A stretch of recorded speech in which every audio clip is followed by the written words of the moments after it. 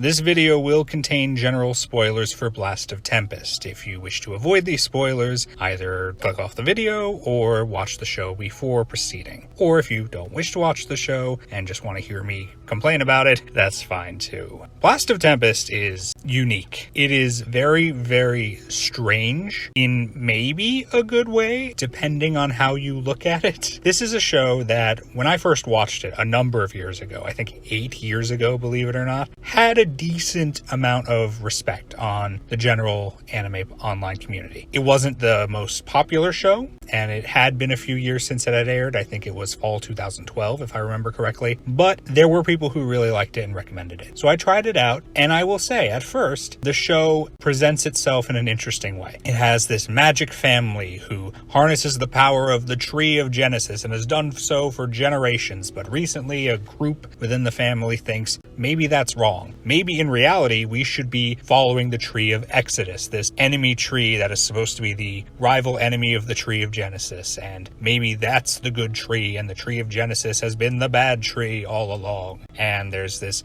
effective coup within the family, and our main female lead is thrown on an island in a barrel, and it gets kind of weird. But on top of that, you have these two male leads who are friends and are involved with it, and the three of them try to fight back against this coup within the family. And you have this interesting dynamic that's set up, and ultimately, because of our main male lead, a lot of mind games as he tries to manipulate the villains and tries to out-logic them. There's this one scene, I believe it's in episode 8 or so, where it is just really, really captivating to watch this guy try to out-mind game the main villain. It's really, really interesting, even though they're basically just staring at each other down a hill the whole time. It represents the show's strength when it wants to do something really interesting. To be able to take what's nominally an action show with magic fighting and instead have one of the most interesting things going on be this verbal discussion between our main lead and our, at the time, main villain. It is different from what you would expect, but it pulls it off so well. This is where the show is at its best, in its first half. However, once its second half comes around, it does something very unexpected.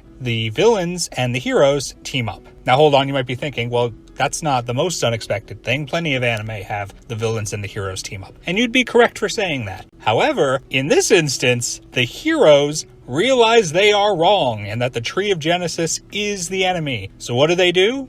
They team up with the villains who were right all along, that the Tree of Exodus is the good tree and the Tree of Genesis is the bad tree. You really don't see that all that often, where the heroes end up being wrong. They are on the wrong side and end up working with the villains because they're in the right. How many examples of that can you think of in media in general? So for that alone, the show deserves recognition because it does something so unexpected and different.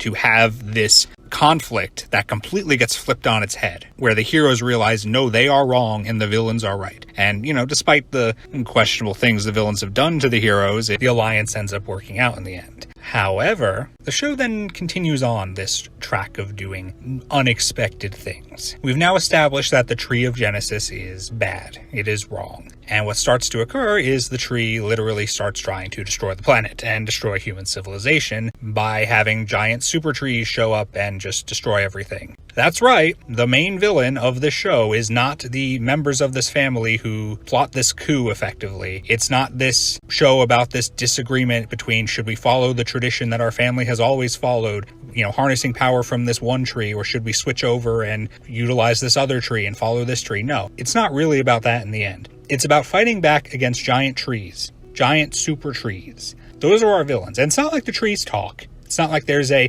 representative for the trees. It's not like there's a villain that the characters can play off of at this point in time in this show. You're just fighting against a force of nature, effectively. And that, it's ballsy, I'll give them that, but it takes away what I was talking about in the first half of the show. That was so interesting that the show did so well. We lose those mind games because there is no villain for the main character to play off of anymore. There is nobody for him to have mind games with. You can't have a verbal discussion with a tree. I mean, they could have if they wanted the trees to talk, but they don't do that. We're just dealing with trees. They're superpowered trees, but they're trees. So because of this decision that the show makes in its second half, we unfortunately lose the thing that was the most interesting about it. And it sucks, because if the show had maintained some sort of villain, it didn't have to be the same villain as the first half. You can still have the heroes and the villains in the first half team up. That's fine. But if you were going to have the Tree of Genesis and all these trees be the enemy, couldn't there have been somebody to represent them, somebody to talk, somebody for the characters to interact with? We don't have that. It feels so strange. And again, it is different, it's unexpected, it is unique, but that doesn't mean it's necessarily good. And when going down this direction takes away what made the show so interesting in the first half, what made it worth watching, in my opinion, beyond just being an okay action show, yeah, it's going to take the show down a notch. In fact, probably a couple notches if I'm honest, because man, this tree stuff is weird. Because there is no real information that the characters can eventually uncover about the trees, they just kind of have to speculate about where did they come from, why do they exist, why are they destroying the planet. This is what they come up with, just as a theory, right? Maybe, just maybe, the answer is aliens. Because why wouldn't it be? Maybe aliens came here and created the trees, the Tree of Genesis, the Tree of Exodus, and the idea was, hey, if humanity gets too powerful, advances too much, then the Tree of Genesis will wipe them out, will at the very least destroy their civilization and reduce them so that they aren't a potential threat, that they don't go out into space and cause us trouble. Which of course begs the question, well, what's the Tree of Exodus for? Well, their theory about that is, well, maybe the aliens actually wanted to test humanity and give them a way to fight back against the Tree of Genesis. And if they were able to realize it and realize, no, the Tree of Genesis is bad, the Tree of Exodus is good, and they could use the power of the Tree of Exodus to fight back against the Tree of Genesis, then humanity would prove themselves worthy to enter the cosmos, I guess. Interesting idea, and I'll be honest, if the show definitively said, yes, this is what happened, even if you don't want to have the aliens show up, if the characters could have found some sort of evidence and proof that that's what happened, yeah, it wouldn't be the worst thing in the world. However, all of this is just speculation. It's a theory. It's not something that's confirmed. It's not something we have any real proof for. It's just something the characters think up. And that's really not good enough. You're telling me you can't give us a definitive answer on this? Even if you don't have a alien or a representative for the trees or the trees themselves telling you this, couldn't you go somewhere and find something and learn some evidence to prove that this is correct? But no, we just have to accept this theory that sure, might as well be true, but we don't know. Maybe it's not. Maybe the trees have nothing to do with aliens and we just don't know what the hell is going on. I'm sure plenty of people will be fine with that.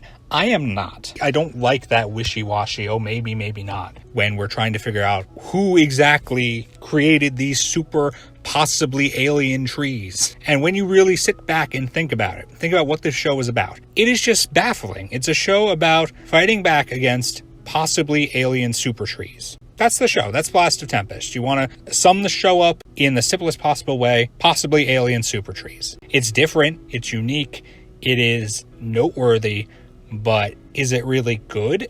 And sure, there is other stuff going on in the second half. They have to find this person who harnesses the ability of the Tree of Exodus. He's not a villain, he's an ally, but you gotta find this guy. And on top of that, and this is throughout the show, you have this murder mystery regarding the sister of the one lead who is the girlfriend of the main male lead who died, and they don't know why. It was mysterious, and they have to try and figure that out, and there's some time travel stuff, and there is other stuff going on that is interesting. But all of it kind of suffers because the main plot is still about fighting against these super trees that are maybe alien in origin. Who knows? The show really suffers by not having a clear main villain who the characters can interact with and have those great mind games with. It loses that special thing that made it noteworthy to me and interesting to me in the first half. And yes, it gets to that point by doing unexpected things that not many other shows would do. Having the villains be right and the heroes team up with the villains, having no real actual main villain to talk to in the end, having not really a clear origin for what's going on, but at least the alien thing is kind of interesting. It does some unique stuff, but unique does not always mean good.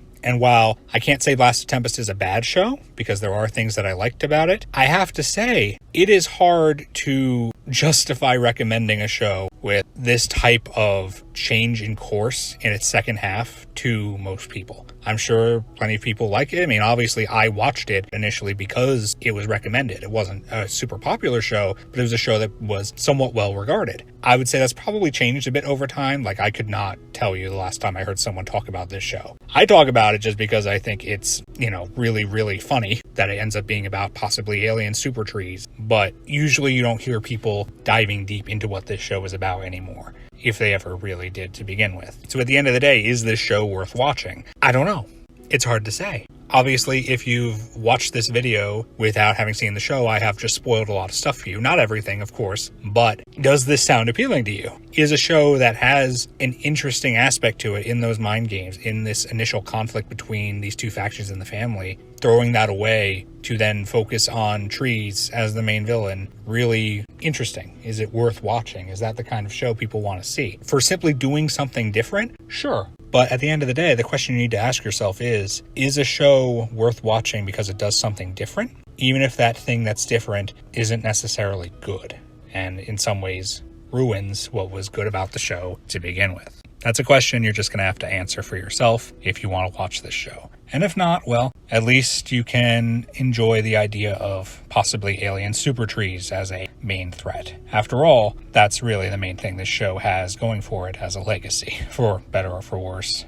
Thank you so much for watching this video. If you enjoyed, please like and subscribe, leave a comment, tell me what your thoughts on Blast of Tempest were, and whether you enjoyed the show despite its weirdness or potentially for its weirdness. Take care, everyone. Look forward to the next video.